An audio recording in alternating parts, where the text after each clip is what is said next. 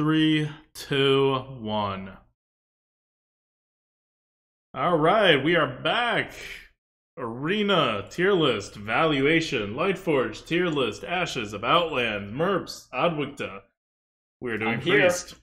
I'm here. We're doing Priest. So the number one card that everyone thinks is number one for Priest is only a 143.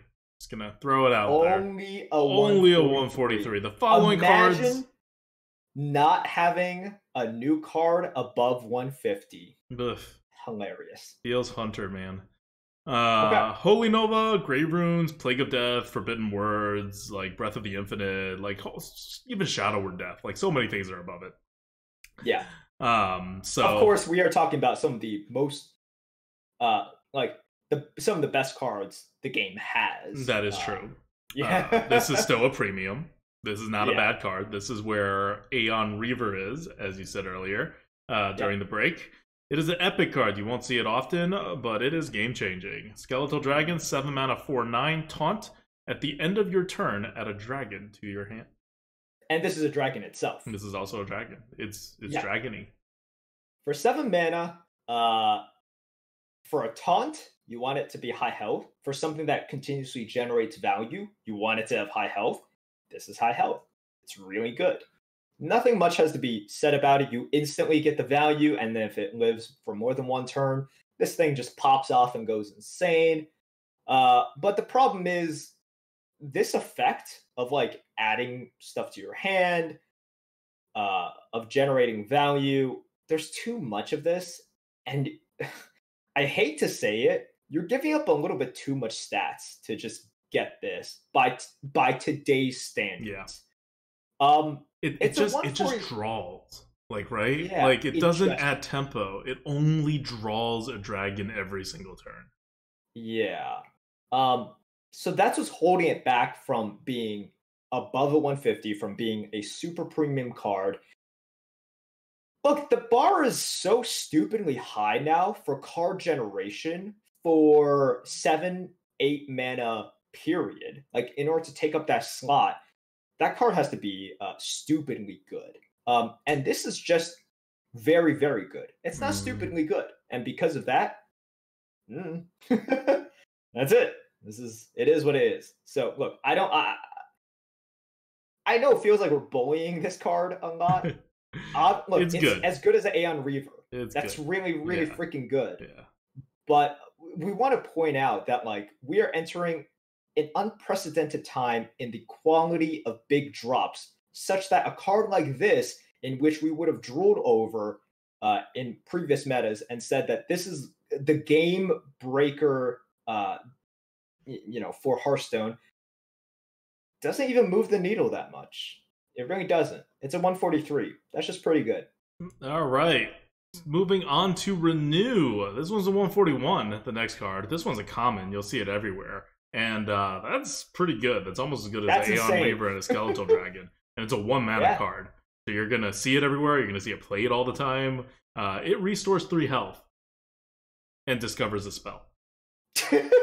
So you know those cards you had before where you like discover something, right? It's like that, only you also get 3 health, which could be played like on the board too. It's not just restore 3 health to your face. So it's good. Why do you get to discover a spell? Why do you also know. get to discover it? This card is very confusing. And you also, you're renewing. I don't know why you're like not getting like a previously played spell or something. I don't know. But okay, it's good. Not much more to say about that. Yeah. It doesn't change the way the arena game is played, just like a really powerful card. Really powerful. Next one, and this is going to go back if you listen to what we talked about in Paladin and what the vanilla test is for Dormant. This is Imprisoned Homunculus, 131. It's the same score as the Candle Taker. The 1 mana 2/5 taunt, and it's dormant for 2 turns. So this passes that vanilla test, right? Because it's 1 mana and it's dormant for 2 turns, it should get the stats of a 3-drop. A 2/5 with taunt is a pretty decent 3-drop. And this gets that additional bonus the same way the Imprisoned Sungill got for Paladin, of being able to do something on turn 1. Like, that's a huge bonus, because you may not do anything on turn 1, especially as Priest. Mm-hmm. And this does exactly what you want it to do for priest. If it's a small card, you want it like basically for a 1 mana card, you don't want it to be small. Thankfully, this costs 1 mana, but it's not small. Taunt is always relevant for priest. Being, having high health is very relevant. This is just like really, really, really useful. And that's why it's at a 131. It's just really freaking high. And you're gonna face priest if they're lucky enough to play this on 1. You're pretty screwed. This is so powerful if played on 1. If played on 1, yeah. Like, it's like any 1-drop, right? Like, it has so much more value on 1 than any other time.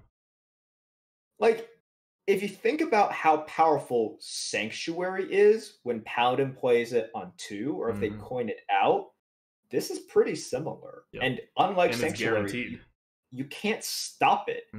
So, yeah. Look, the effect isn't exactly the same or anything, but you can think of it as a mini Sanctuary. Yeah. And we all know how broken Sanctuary is. So, super duper good.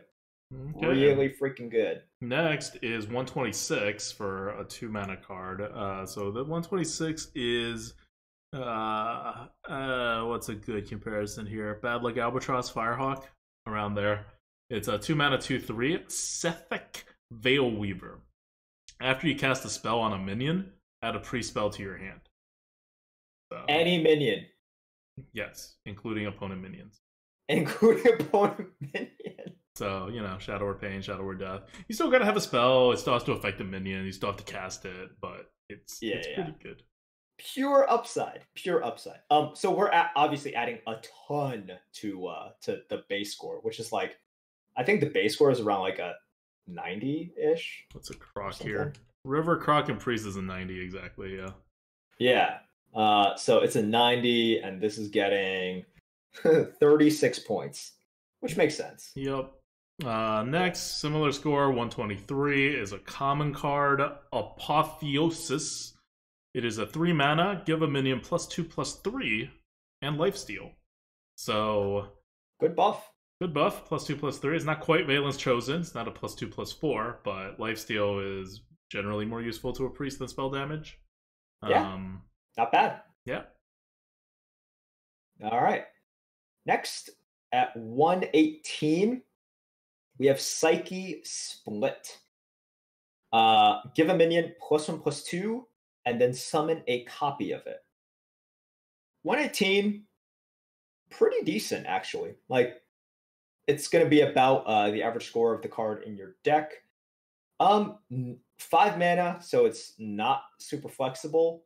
But if you look at what is necessary for this to be a decent card, the minion that you initially had on the board doesn't need to be that big in order for you to gain value out of it. Because not only do you copy the minion, you're buffing the minion. So, like, within this 5 mana card, you're giving it the buff of +1/+2, which is like 1 mana plus a little bit.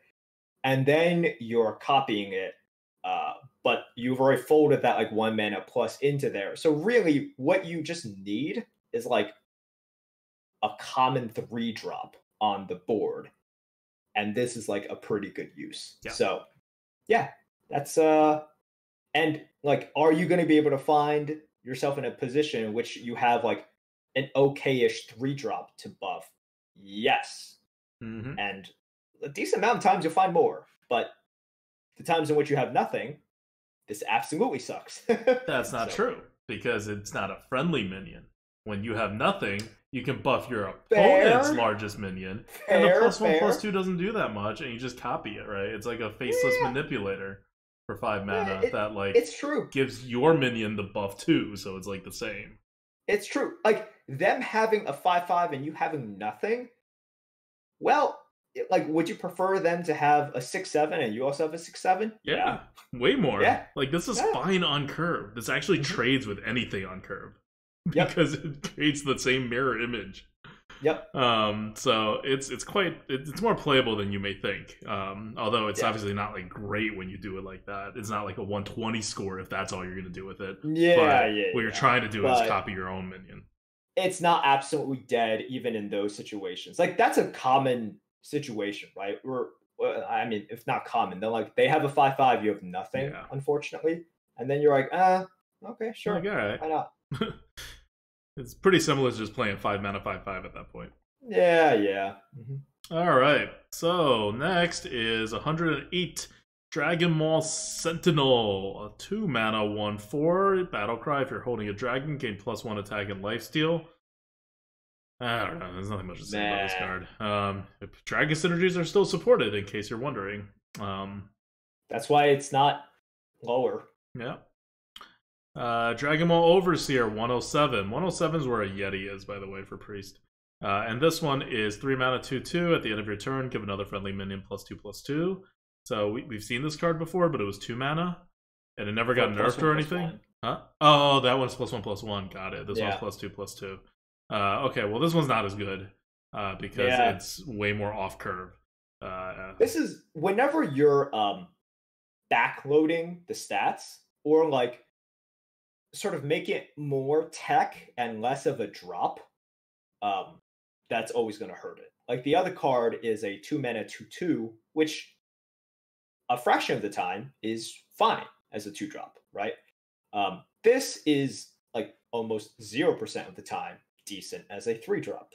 So that hurts it a lot. Yep. And what you want to do with this, if it's even remotely on curve, is you want to buff something and then trade it into something or eat something, but you can't because this happens at the end of your turn. And what happens is your opponent takes the minion with initiative and kills this guy first.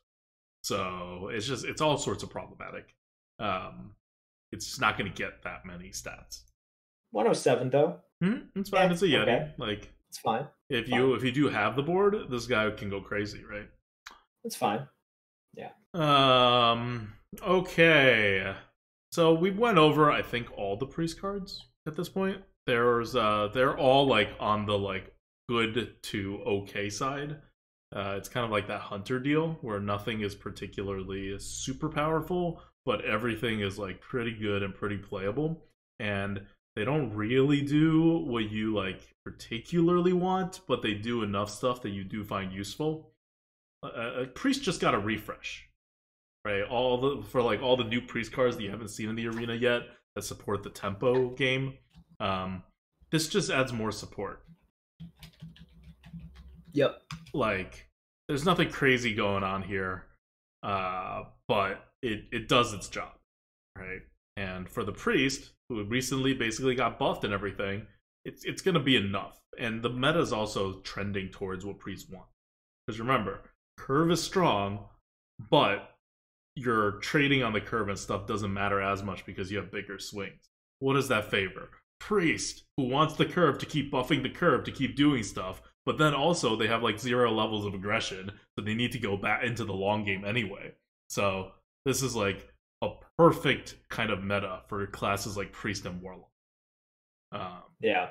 And so I think Priest will be quite good, despite the fact that the actual like card valuations of their cards that they're getting are not like on the high side. I agree. All right, let's talk about legendaries. Oh yeah, we still have to talk about legendaries. Priests have 2 legendaries. Let's talk about the minion, the prime card, Reliquary of Souls. 1 mana for a 1/3 minion. It's got lifesteal. Death Rattle, shuffle Reliquary Prime into your deck. The prime card is a 7 mana, 6/8 taunt and lifesteal minion. And only you can target this minion with spells and hero powers. So it's untargetable for your opponent, but you can target it yourself. Which means you can heal it. Which means you can heal it, you can buff it, you can do whatever. This card is a 165, so it's one of the lowest prime cards. Because the prime body is not that good. Yeah, the prime body is just a really good card. It's not broken. Yeah. It's not a broken card. Like if they just printed that card, we'd be like, all right, that's a premium card. The other prime cards, if they printed it by itself, you're like, what? Yeah. This card, the prime card, you're just like, oh, that's just a really good card. It's not a stupid, card that someone like a 5th grader would design. This is like a somewhat Sorry, balanced audience members who are premium. 5th graders and listening to this. Merbs thinks very lowly of your ability to design cards. Yeah, basically. So yeah, but is a 1 mana 1/3 with lifesteal good? Yeah, that's good. That's like already really good. And then what you're shuffling in is still really, really, really good. So yeah, once again. All right, let's talk about Soul Mirror. 7 mana, 184. Super, super, super good. We're on the super premium side of things. So I misunderstood this card when it first came out, and I was pretty down on it. But I didn't exactly understand what it did. So the Soul Mirror puts a mirror up to your soul and creates a copy of your soul. And then, for no reason, everybody attacks each other. Yeah. So look, Soul Mirror says summon copies of enemy minions. They attack their copies. When I first saw it, I thought it meant that they summoned on your enemy's side. Like you so you give them minions and then they hit each other. And then they hit each other. So it was just a shitty board clear. You know, it was just like a really bad board for clear. 7 mana. For 7 mana, I was like, okay, well, it has uses, you know, like I can see niche uses for it in constructed and everything. I was like, okay, that makes sense. But that was my first look at it. And then I was like, oh, wait, you're summoning it on your side. Yeah. So it's like a board That's clear. really good. It's just like a single-sided board clear, basically. But you have to have enough board space to like actually summon all their stuff. And they don't actually die if they have more health and attack. Yeah. So you're like a little delayed on that. But you do get the same amount of tempo and card advantage and stuff like that. So like if they have a Yeti, you summon a Yeti, they hit each other. You have a 4/1, they have a 4/1, right? Like, is it the same as clearing the Yeti? No. You'd much rather clear the Yeti. But it's close. Yeah. So if you're behind on the board, you, quote, equalize, although not in the way that you want, right? So if you're behind on the board significantly, this is much worse than a board clear.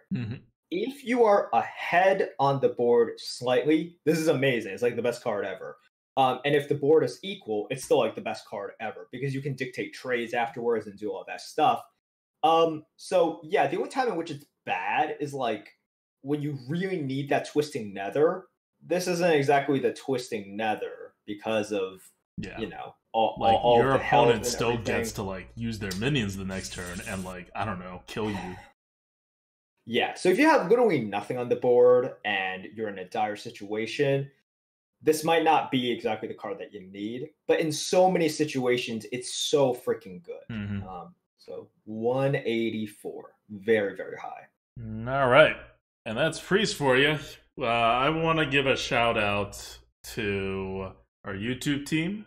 David Attenborough says, thank you for doing the uploads for this in the late nights. And Sulin for the 12 win videos that you will be editing en masse once we collect them in the upcoming meta, because we know what all the cards are valued at. And clearly, if you know what all the cards are valued at, you just get 12 wins all the time. That's how the game works. All right, we're done with Priest, and we are gonna go to Rogue, which is super, super, super not exciting. Way to hype it up. See you guys.